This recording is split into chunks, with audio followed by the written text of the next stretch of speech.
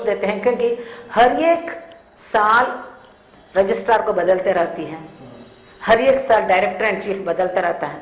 Director and chief का post होना एक नर्स का जो नर्सिंग के बारे में जानते हो, एक बैठते हैं 2 महीने के बाद रिटायर, तो कैसे नर्सिंग आगे बढ़ेगा, कैसे स्टैंडर्ड और एजुकेशन का क्वालिटी को आप बरकरार रखेंगे। लेकिन मैंने हेल्थ सेक्रेटरी प्रत्यय सर से बात की है इस मुद्दे पर बहुत बार, और आर्यभट्ट का एफिलिएशन बोर्ड पर मैं मेंबर हूँ, और वहाँ पर भी मैंने बार बार ये मुद्दा उठाया है। और इस बात का जब इंस्पेक्शन की बात आई, हमारे कॉलेज के खुद टीचर्स भी इंस्पेक्शन में तुरंत उसको बदली दिया गया। क्यों हमें इस सब चीज़ में नहीं मिलाया जाता? जब हम एक्सपीरियंस हैं, हम सक्षम हैं, तो क्यों हमें इन गवर्नमेंट का हर एक डिसीजन में, पॉलिसी मेकिंग में हम नर्सों को क्यों नहीं लगाया जाता? हम नर्सों को भी वो अधिकार दिया जाए जहां हम पॉलिसी में भी अपना मुद्दा उठा सकें, हम भी अपना आवाज़ उठा सकें। और जब हम जाते हैं प्राइवेट पर, विशेष करके हम एक प्राइवेट मिशनरी इंस्टीट्यूट है, जब हम लोग की बात कोई सुनना नहीं चाहते, हमें दौड़ना पड़ता है 10 बार एक सिग्नेचर लेने के लिए। क्यों? लेकिन वही चीज़ अगर दूसरा कोई जाता है उसको आसानी से मिल जाता है बिना इंस्पेक्शन किए। हमारा तो 3 इंस्पेक्शन होता है, डीएम से होता है, बिहार सरकार से होता है, आर्यभट्ट से होता है, आईएनसी से। पूरा साल इंस्पेक्शन में हम गुजारते हैं। में आपका स्वागत है। आज हम बात करेंगे एक खास मेहमान से। नाम हुआ इनका sister Usha, college of nursing KHFS में प्रिंसिपल हैं, जिसे हम लोग अमूमन कुर्जी हॉस्पिटल भी बोलते हैं, उसी की कॉलेज ऑफ नर्सिंग है। उषा जी, आपका बहुत बहुत स्वागत है हमारे चैनल में। और शुरुआत आपसे करेंगे। कुर्जी हॉस्पिटल एक नामी गिरामी माना जाता है हमारे पूरे बिहार में क्या उन्होंने बिहार से बाहर भी लोग जानते हैं कुर्जी के बारे में। आजकल नर्सिंग की जो डिग्रियां हैं वो रेवड़ी की तरह बांटी जा रही हैं, सेशन लेट चल रहा है, इसका कितना इम्पैक्ट पड़ता है नर्सिंग प्रोफेशन पर? जी, हम लोग पिछले 75 साल से नर्सिंग चला रहे हैं बिहार में, और विशेष करके BSc नर्सिंग को हम लोग 2013 से चला रहे हैं। जब से हम आर्यभट्ट यूनिवर्सिटी से जुड़े हैं, पहले 3 साल सब चीज़ समय पर चलता रहा, इसके बाद सब कुछ अस्त व्यस्त हो गया है, क्योंकि एग्ज़ाम समय पर नहीं होती है, रिजल्ट समय पर नहीं मिलता है, इसलिए बच्चे अपने जॉब को लेकर बहुत चिंतित रहते हैं। और विशेष करके BSc नर्सेस को आजकल जॉब भी नहीं मिलता है, क्योंकि इतना कंपटीशन चल रहा है। और जब बहाली होती है, सिर्फ GNM स्टूडेंट्स को भी ही सरकारी में बहाली होती है। और रही बात हमारे एग्ज़ाम्स की, हर बार हमें दौड़ धूप करना पड़ता है, उनका पैर पकड़ना पड़ता है। एग्ज़ाम कंडक्ट कीजिए, टाइम हो गया, सेमिस्टर सिस्टम आ रहा है, एग्ज़ाम नहीं समय पर होता है, इसलिए 3 महीना एक्स्ट्रा हर एक बैच को रहना पड़ता है। तब हम लोग जिस रफ्तार से, जिस टाइम टेबल से हम लोग सेशन को शुरू करके ख़त्म करना चाहते हैं, कर नहीं पाते हैं।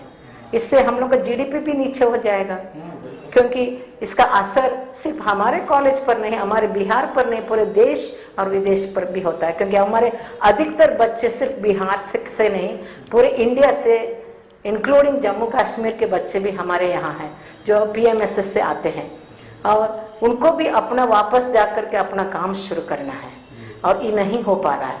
इसलिए हमें बहुत दुख हो रहा है कि बच्चों का भविष्य हम लोग बिगाड़ रहे हैं सुधारने के बदले। इस पर हमें कुछ ज़रूर इस पर कुछ काम करना चाहिए, ताकि बच्चों का भविष्य ना बिगड़े। समय समय पर जैसे एग्ज़ाम होना है, उसको समय पर करके उनका रिजल्ट देख करके उनका भविष्य को हमें स्थिर बनाना है। एक पेशेंट के लिए एक नर्स का होना कितना मायने रखता है? मेरे ख्याल से एक पेशेंट को नर्स को होना बहुत ज़रूरी है। अगर डॉक्टर भी नहीं रहे, फिर भी एक नर्स को उस पेशेंट को संभालना है, और इसके लिए उसके स्किल बहुत ज़रूरी है। और आजकल के ज़माने में क्या हो रहा है, नर्सिंग डिग्रियां बांटे जा रहे हैं, ना उनको पता नहीं है कौन सा वार्ड में कैसा पेशेंट जा रहा है, ट्रेनिंग क्या चीज़ें नहीं पता, क्योंकि इतना मशरूमिंग ऑफ कॉलेजेस और स्कूल्स चल रहा है कि नर्स को घर बैठे बैठे डिग्री मिल रही है। और जो दिन रात मेहनत करते हैं नर्सेस, उनको अच्छे से मालूम है कि पेशेंट को क्या करना है, क्या होने से क्या करना है, डॉक्टर आने के पहले क्या क्या हिस्ट्री कलेक्ट करना है, किस तरह से उन्हें तत्पर रहना है, क्या ऑब्जर्वेशन होना है, वो बहुत ज़रूरी है एक नर्स को।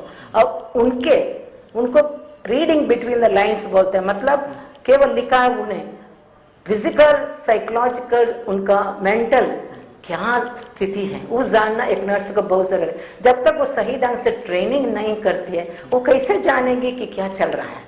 और ये बहुत ज़रूरी है कि नर्स को रेगुलर क्लासेस अटेंड करना, रेगुलर क्लिनिकल अटेंड करना, रेगुलर प्रैक्टिकल अटेंड करना बहुत ज़रूरी है।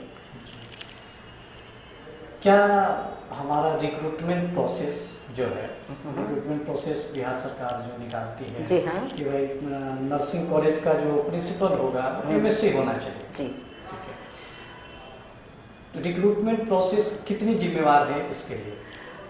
हम देखते हैं, हम पिछले 40 साल से बिहार में हैं और 25 साल से हम नर्स हैं और बिहार में हम कार्यरत हैं। ये हम देख रहे हैं हम लोग वही पुराना रिक्रूटमेंट प्रोसेस को फॉलो कर रहे हैं। आज के ज़माने में हमें स्किल बेस्ड रिक्रूटमेंट करना चाहिए। सिर्फ नॉलेज से कितना जानते हैं, स्किल, मरीज को कैसे देखभाल किया जाए, मरीज को कैसे उनका समाधान निकाला जा सकता है, उच्च ऐसे रिक्रूटमेंट होना चाहिए। और आजकल जो एडवर्टाइजमेंट निकले हैं, आजकल जब देखते हैं हर एक स्कूल्स में जो प्रिंसिपल जो बैठे हैं इनएक्सपीरियंस्ड हैं, क्योंकि अगर आप INC का नॉर्म्स फॉलो करते हैं तो एक नर्सिंग प्रिंसिपल को जो GNM स्कूल चलाते हैं उनको कम से कम 3 साल MSc होने के बाद उतना एक्सपीरियंस होना है और जो टीचिंग किए हों। साथ ही साथ अगर वाइस प्रिंसिपल भी हैं उनको पोस्ट बेसिक या MSc नर्सिंग के 3 साल टीचिंग एक्सपीरियंस के बाद ही वो उस पोस्ट पर आ सकते हैं। लेकिन हमारे बिहार में ऐसा नहीं होता है।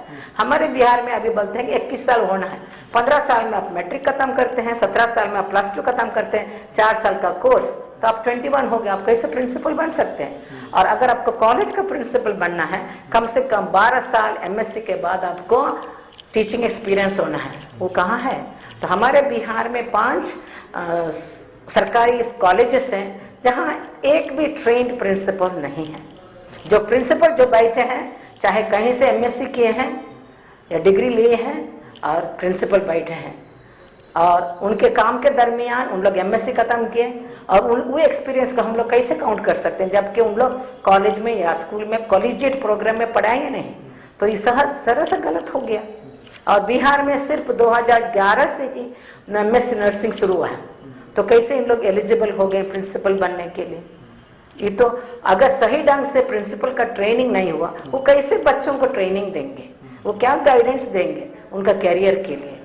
ये मेरा सवाल है जी। सिस्टर उषा रहमाना है कि 1000 लोगों पर 3 ट्रेन नर्स होनी चाहिए। मतलब जो जी ग्लोबली इंडिया में जो है 1.7 है, बिहार का तो आप छोड़ ही दो। तो इस चीज को हम कैसे जल्दी से जल्दी अचीव कर सकते हैं बिहार में? बिहार में अगर इस चीज को अचीव करना है, हमारे यहाँ इतने मेडिकल कॉलेजेस हैं जहाँ सिर्फ सीट है 50, जबकि प्राइवेट में 100 सीट है। पूरे इंडिया में MSc नर्सिंग के 50 सीट कहीं नहीं है, लेकिन हमारे बिहार में एक कॉलेज में 40 सीट दिया गया है। किस आधार पर दिया गया है? उस कॉलेज का अपना हॉस्पिटल भी नहीं है, तो वो कैसे वो ट्रेन करेगा फ्यूचर को? और साथ ही साथ अगर आप बोलते हैं WHO के अनुसार 3 होना, हमारा बिहार कहीं नहीं है। हमारे में इतने अभाव है, हम क्या बताएं, क्योंकि हम ट्रेन कर रहे हैं लेकिन हम उसको नहीं पहुंच पा रहे हैं, क्योंकि आजकल जो कॉलेजेस खुल रहे हैं वो सिर्फ बिजनेस चला रहे हैं, नर्सिंग कॉलेज नहीं चला रहे हैं। कौन जिम्मेदार है इसके लिए? इसके लिए किसको जिम्मेदार कुछ देते हैं, क्योंकि हर एक साल रजिस्ट्रार को बदलते रहती है, हर एक साल डायरेक्टर एंड चीफ बदलता रहता है। डायरेक्टर एंड चीफ का पोस्ट होना है एक नर्स का जो नर्सिंग के बारे में जानते हो। एक बैठते हैं 2 महीने के बाद रिटायर, तो कैसे नर्सिंग आगे बढ़ेगा? कैसे स्टैंडर्ड और एजुकेशन का क्वालिटी को आप बरकरार रखेंगे? वो अपॉइंट होती हैं और जब वो रिटायर भी होती हैं वो स्टाफ नर्स पर ही होता है, क्योंकि उनका प्रमोशन नहीं होता है उतना जल्दी जितना कि डॉक्टर्स का होता है। नर्स तो वहीं रहती है। आप इतने बड़े हॉस्पिटल की आप कॉलेज ऑफ नर्सिंग की प्रिंसिपल हैं, तो क्या कभी किसी सरकारी अधिकारी या किसी मिनिस्टर से कोई बातचीत हुई है, मुख्यमंत्री से? जी हाँ, लेकिन मैंने हेल्थ सेक्रेटरी प्रत्येक सर से बात की है इस मुद्दे पर बहुत बार, और आर्यभट्टा का एफिलिएशन बोर्ड पर मैं मेंबर हूँ, और वहाँ पर भी मैंने बार बार ये मुद्दा उठाया है। और इस बात का जब इंस्पेक्शन की बात आई, हमारे कॉलेज के खुद टीचर्स भी इंस्पेक्शन में तुरंत उसको बदली दिया गया। क्यों हमें इस सब चीज़ में नहीं मिलाया जाता? जब हम एक्सपीरियंस हैं, हम सक्षम हैं, तो क्यों हमें इन गवर्नमेंट का हर एक डिसीजन में, पॉलिसी मेकिंग में हम नर्सों को क्यों नहीं लगाया जाता? हम नर्सों को भी वो अधिकार दिया जाए जहां हम पॉलिसी में भी अपना मुद्दा उठा सकें, हम भी अपना आवाज़ उठा सकें। और जब हम जाते हैं प्राइवेट पर, विशेष करके हम एक प्राइवेट मिशनरी इंस्टीट्यूट है, जब हम लोग की बात कोई सुनना नहीं चाहता, हमें दौड़ना पड़ता है 10 बार एक सिग्नेचर लेने के लिए। क्यों? लेकिन वही चीज़ अगर दूसरा कोई जाता है उसको आसानी से मिल जाता है बिना इंस्पेक्शन किए। हमारा तो 3 इंस्पेक्शन होता है, डीएम से होता है, बिहार सरकार से होता है, आर्यभट्ट से होता है, आईएनसी से। पूरा साल इंस्पेक्शन में हम गुजारते हैं। हम समय पर करते हुए भी फिर भी कुछ ना कुछ त्रुटियां निकालते हैं। वहीं पर बाकी प्राइवेट इंस्टीट्यूशंस हैं, वहाँ प्रिंसिपल भी नहीं, ना बच्चे हैं। एक दिन के लिए तमाशा खड़ा करते हैं और उसके बाद दूसरा दिन आप अचानक जाएंगे तो वहाँ कुछ भी नहीं मिलेगा आपको। तो ये कौन, इसके लिए बढ़ावा कौन देता है? सरकार दे रहा है, क्योंकि सरकार का बिना परमिशन का आप नर्सिंग कॉलेज नहीं या स्कूल नहीं खोल सकते हैं। तो सबसे पहला परमिशन आपको सरकार से लेना है, एलिजिबिलिटी सर्टिफिकेट आपको मिलना है। तो एलिजिबिलिटी सर्टिफिकेट क्यों देते हैं? इस सब मुद्दों पर क्यों नहीं देखते हैं? और टीचर का सर्टिफिकेट चेक कीजिए, सब कुछ चेक कर दीजिए कि वो सही ढंग में 10 साल कॉलेज में पढ़ा रही है, सही ढंग में वो एक ही कॉलेज की टीचर है, क्या उनका हाजिरी रोज बनता है? ये सब चीज मुद्दों पर हमें बहुत गौर करना पड़ता है, क्योंकि एक टीचर कभी कभी 4 कॉलेज में पढ़ाती है। अभी देखा होगा आपने, बिहार सरकार का नोटिफिकेशन आया है, जी, खासकर डॉक्टरों के लिए बायोमेट्रिक सिस्टम कर दिया गया। आप इसको कैसे लेते हैं? हमको लगता है बायोमेट्रिक सिस्टम अच्छी बात है, लेकिन हमारे कॉलेज में भी हम बायोमेट्रिक सिस्टम टीचर्स और स्टूडेंट के लिए शुरू किए, लेकिन उस पर थोड़ा नजर रखना बहुत जरूरी है। आप सुबह अटेंडेंस लगाएंगे, दिन भर अपने या शाम को आके अपने अटेंडेंस लगा सकते हैं, क्या वो हमको उतना नहीं लगता है कि सिर्फ बायोमेट्रिक रखने से आप कुछ सिस्टम बदल सकते हैं। इसको मॉनिटरिंग करना है, देखना है, आपको सरप्राइज चेक देना है सरकार की ओर से। हमने तो आपको नियुक्ति किया, हम आपको सैलरी दे रहे हैं, तो मेरा भी जिम्मेदारी बनती है हम जाके चेक कर लें, अचानक चेक करें और देखें वो लोग हैं कि नहीं। अगर नहीं है तो हम क्या एक्शन लें? एक्शन भी लेना चाहिए, सिर्फ जाके चेक करके लिस्ट बना के आप प्रचार प्रसार करेंगे तो नहीं ना होगा। इसको आपको चेक करके उस पर कुछ अनुशासन लाना चाहिए, जरूरी है। सिस्टर साहब, आप आज के यूथ से, खासकर नर्सिंग में गर्ल्स भी ज़्यादा आती हैं, उनको नर्सिंग क्यों करना चाहिए ये बताइए। मेरे ख्याल से लड़की लोगों को नर्सिंग इसलिए करना चाहिए क्योंकि मैं एक लड़की हूँ और मैं देखती हूँ कि एक माँ का ममता लड़कियों में है, जो जब दुख देखते हैं वो अचानक टपक जाती है और जो कुछ कर सकती है वो कर सकती है। तो उसमें वो फीलिंग्स आती है जब एक वो दुख दर्द में एक व्यक्ति को देखती है, और वो थोड़ा जेंटलनेस चाहिए, बहुत जेंटलनेस चाहिए एक नर्सिंग प्रैक्टिस। क्योंकि अगर हम जो दुख दर्द से हमारे पास आते हैं सेवा के लिए, अगर हम खुशी खुशी उसको स्वीकार नहीं करते हैं और प्यार से उससे बात नहीं करते हैं और समझाते नहीं, तो हम पर कभी विश्वास नहीं करेंगे। लड़की लोगों में ये है, और लेकिन उसको बनाए रखना, बरकरार रखना वो हमारा जिम्मेदारी है। क्योंकि हम वैल्यू बेस्ड एजुकेशन देना चाहिए, सिर्फ नर्स पेपर के चलते नहीं, ताकि लगातार फर्स्ट ईयर से लेके लास्ट ईयर तक उनको values, the value life, value pain, value the person. आप सिर्फ दवा दारू कोई भी दे सकता है, लेकिन जो इलाज प्यार से ममता से देना एक लड़की ज़्यादा हमको लगता है कर सकती है मेल के अनुरूप।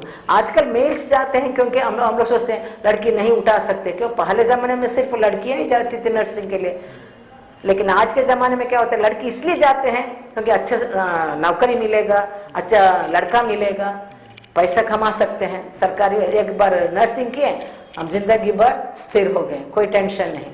ऐसा भी सोच है आजकल के ज़माने के बच्चों की, तो हमें उसको निकालना है उनका मन से। उसके बदले हमें उनको केयर, कैसे हम केयर दे सकते हैं, कैसे इस व्यक्ति को हम सही ढंग से देखभाल करके उसके घर भेज सकते हैं, ये हमें देखना था। उसमें हमको अपने माँ बाप बहन को देखना चाहिए, ये बहुत ज़रूरी है। ये थी sister Usha, principal college of nursing cage एफएस, जो कि कुर्जी कॉलेज है, उसी की कॉलेज ऑफ नर्सिंग में प्रिंसिपल हैं। उषा जी ने बहुत सारी नर्सिंग से रिलेटेड हुई बातें बताई। उम्मीद है कि हमारे दर्शक, जो भी हमारे व्यूअर्स हैं, उनको इनकी बातें बहुत अच्छी लगी होगी और जो इन्होंने जानकारियाँ दी वो नर्सिंग स्टूडेंट्स के लिए बहुत लाभदायक होंगे, ऐसी उम्मीद है। उषा जी, आप हमारे स्टूडियो में आए, इसके लिए आपका बहुत बहुत धन्यवाद। Thank you. Thank you. Bulletin of Bihar में आपका स्वागत है। आज हम बात करेंगे एक खास मेहमान से। नाम हुआ इनका professor Rajesh ji Kunun. College of nursing cage FS में प्रोफेसर हैं, यानी जो अपनी कुर्जी हॉस्पिटल है college of nursing. Rajesh ji, आपका बहुत बहुत स्वागत है हमारे चैनल में। शुरुआत नर्सिंग से ही करते हैं सर। प्राइवेट कॉलेजेस नर्सिंग के बहुत सारे खुलते जा रहे हैं, डिग्रियां भी खूब बढ़ रही हैं, सेशन लेट चल रहा है, लेकिन स्किल्ड नहीं मिल पा रही है। इसका कितना इम्पैक्ट सर पड़ता है नर्सिंग के मामले पे, या जो हमारी नर्सिंग का प्रोफेशन है? एक्चुअली बिहार में बहुत सारा कॉलेजेस शुरू हो गए हैं। I think Aryabhatta knowledge university के अंदर 50 से भी ज़्यादा नर्सिंग कॉलेजेस खुल गए हैं, बट क्वालिटी बहुत कम है। ये बहुत दुख का बात है। और है ना, आप समझ सकते हो WHO का ऑब्जेक्टिव्स और Indian government health for all achieve करने के लिए quality production of nurses and health care workers चाहिए, ये नहीं हो पा रहे because so many reasons are there. First of all, आप समझ सकते हो admissions according to the INC criteria नहीं हो सकता है, और so many challenges they are facing. Then और एक मेन खास है, बहुत सारा प्राइवेट कॉलेजेस है, they are running distance education, but actually nursing is in a regular basis courses, okay. It is in directly we deal with the patients and human beings.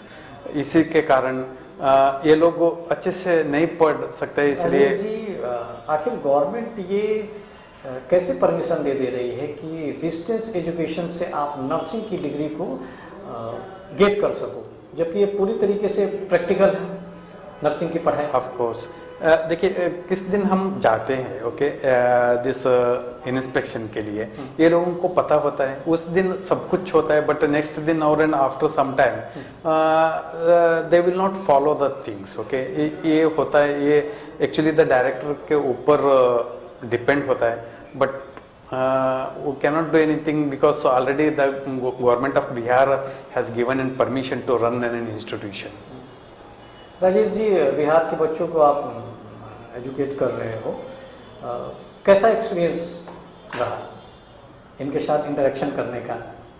Of course देखिए, हम कुर्जी में है, कुर्जी का products और students good quality है, okay. Here we are running according to the INC format, okay, and also we follow Aryabhatta Knowledge University the syllabus and all their rules and regulations, and here we are having 100% clinical attendance as well as in theory, and हम लोग खुद INC का norms क्या है we follow it. Okay. आप recruitment process जो है हमारी बरसों से पुरानी जो सिस्टम है उसी तरीके से चलती आ रही है, तो रिक्रूटमेंट प्रोसेस का कितना इम्पैक्ट है नर्सिंग का? Actually usually the concept of a nurse is just ANM or an GNM, but it's not as such, okay. Now the nursing is from an ANM to post PhD, okay. There are people are there, there are real professionals are there, so हर तरह से nurses है. When you will see in an ANM का school of nursing, okay, GNM का requirement, the qualifications of principal, vice principal और in professors is in different from in way आप 4 साल का BSc nursing और MSc नर्सिंग रन करते हो, उसका अलग अलग है. But due to so many reasons, okay, this are unviolated. There is no promotion in nursing. If you join as a nursing staff and you have retired with the designation of nursing staff also. Actually, this is not to be happened. Actually, government has to renew it, and they have to proceed it for the upliftment of a nursing profession और सेवा के लिए. Okay, otherwise it goes back.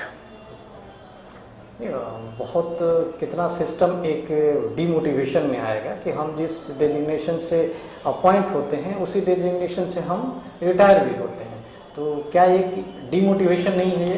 Of course सभी को demotivate हो सकता है, but government of Bihar and also the institutions, they have to think over it and they have to promote, because individuals has to grow. Okay, they have to contribute to an institution, above all to the community, to the nation and internationally. WHO का एक parameter है कि 1000 लोगों पर 3 trend nurse होनी चाहिए. अपने भारत में जो ये पैमाना है 1.7 है. बिहार में जो पैमाना 0 ही मानेंगे, लेकिन इस 0 से हम फिर 1, 2, 3, 4 पर कैसे आएंगे? ऑफ कोर्स देखिए, इसके लिए ना we have to produce quality products. Okay, अभी कितना कॉलेजेस है ये सही ढंग से चलाना चाहिए, और we have to enhance the seats, and in the name of an enhancing seats, at the same time we have to bring in quality teachers. Okay, then only it is possible, otherwise it is very difficult. ये थे Rajesh ji Kunur, college of nursing KHFS, जो कि आपकी Kurji hospital की colleges हैं, वहाँ पर professor हैं. नर्सिंग से जुड़ी हुई बहुत सारी बातें दर्शकों से और हमारे व्यूअर्स से इन्होंने शेयर की. राजेश जी, हमारे स्टूडियो में आप आएँ और बहुत सारी बातें बताएं, इसके लिए आपका बहुत बहुत धन्यवाद. Thank you very much. Thank you.